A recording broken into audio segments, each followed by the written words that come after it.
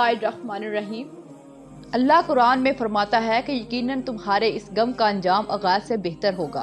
फिर क्यों थक गए हो, क्यों राह में ही रुक गए हो, क्यों खुद को इन गमों तक ही महदूद कर लिया है, क्यों दुआ नहीं करते हो। अल्लाह ने खुद तुमसे वादा किया है कि अगर साबित कदम रहोगे और अल्लाह पर यकीन रखोगे तो हर कहानी का इख्तिताम पुरसुकून होगा।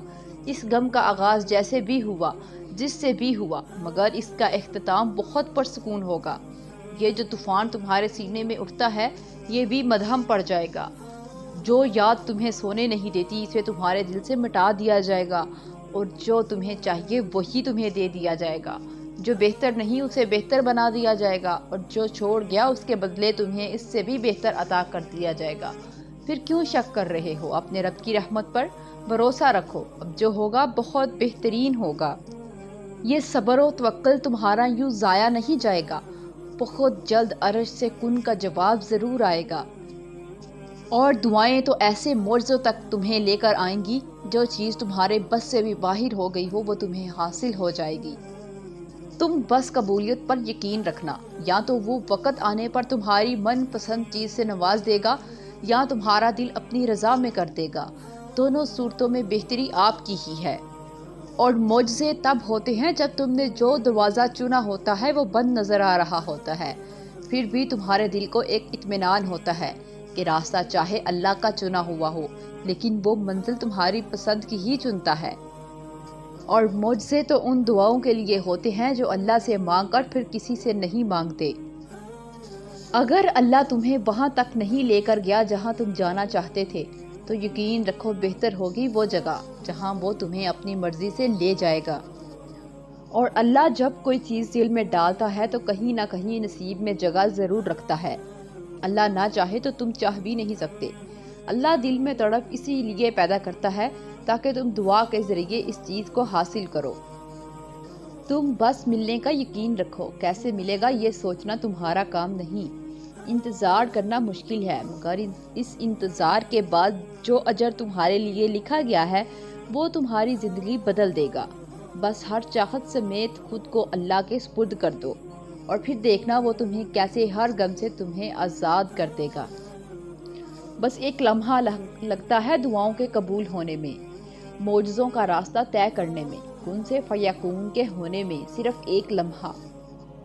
अगर अल्लाह चाहे तो एक पल में कर ले, मगर ये तेरी तुम्हारी हिफाजत के इंतजामात हैं। तुम किससे नाउमीद हो, किस लिए दुआ करना छोड़ दिया है? वो रब जो कुल कायनात का खालिक है, वो जो रहमान और रहीम है, वो जो वादे का पक्का है, वो जो कहता है मुझसे मांगो, तो तुम क्या उसकी रहमत से वाकिफ नहीं हो? वो जिसने आज तक पाला है वो क्या आगे तुमको तनहा कर देगा? जिसने आज तक असबाब पैदा किए हैं वो क्या अब तुम्हें तुम्हारे हाल पर छोड़ देगा? नहीं, ऐसा कुछ नहीं है। मायूसी के बादल हटाओ और उस पर यकीन रखो, वो तुम्हारा भी रब है। और एक वक़्त आएगा तुम्हारी सब नामुमकिन दुआओं पर वो कुन कह देगा, और फिर इस वक़्त तुम्हें बहुत लाड आएगा अपने अल्लाह पर। अगर मुश्किल हो रही है, सब्र करना नामुमकिन हो रहा है, दिल डूब रहा है, खुद को तन्हा महसूस कर रहे हो, लग रहा है कि अब कभी कुछ ठीक नहीं होगा, तो एक लम्हे के लिए आसमान की तरफ देखो, मालूमात वहाँ भेज दो। वो कादिर है हर शय पर, वो तुम्हें तन्हा नहीं छोड़ेगा। इससे इल्तिजा करो, सब ठीक कर देगा, तुम बस इसके हो जाओ। और फिर देखो कुन फयकून का नज़ारा। और जानते हो दुआएं तो नामुमकिन चीज़ों के लिए ही तो हैं।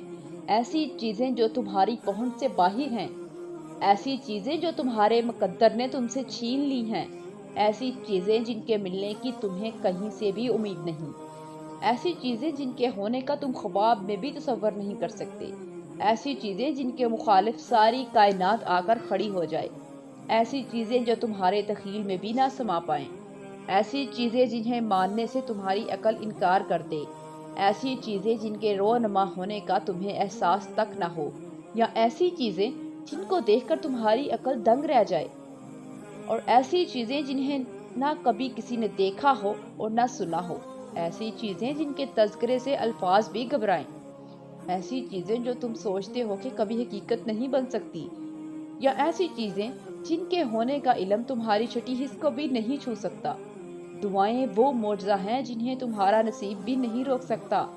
دعائیں وہ کن کا سوال ہیں جنہیں اللہ کبھی رد نہیں کرتا۔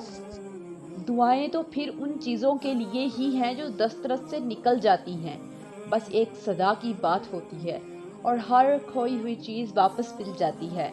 تمہاری دعائیں ہی تمہارا مقدر ہوتی ہیں، اور دعاؤں کا لکھا تو نصیب بھی نہیں ٹال سکتا۔ جو بے جان کہانی میں پھر سے جان پھونک سکتی ہیں وہ تمہاری دعائیں نہیں ہیں تو اور کیا ہیں۔ تم نے دعا مانگی، تمہیں لگ رہا ہے کہ قبول ہوگی یا نہیں، مگر کبھی کبھی اللہ تعالیٰ تمہاری نہ سن کر تمہیں تکلیف میں ڈالتا ہی اسی لیے ہے کہ وہ تکلیف ایک وجہ ہوتی ہے اللہ کی طرف سے، جو تمہیں صبر کرنے کا حوصلہ دیتی ہے، اور یہی تمہاری دعاؤں کی قبولیت ہے، یہی التجاؤں کا جواب ہے۔ اللہ کا جواب وہ بھی یہی چاہتا ہے، وہ بھی تمہیں دینے کے لیے راضی ہے، وہ بس تمہیں سننا چاہتا ہے بار بار، کیونکہ تمہارا اس کو بلانا اچھا لگتا ہے۔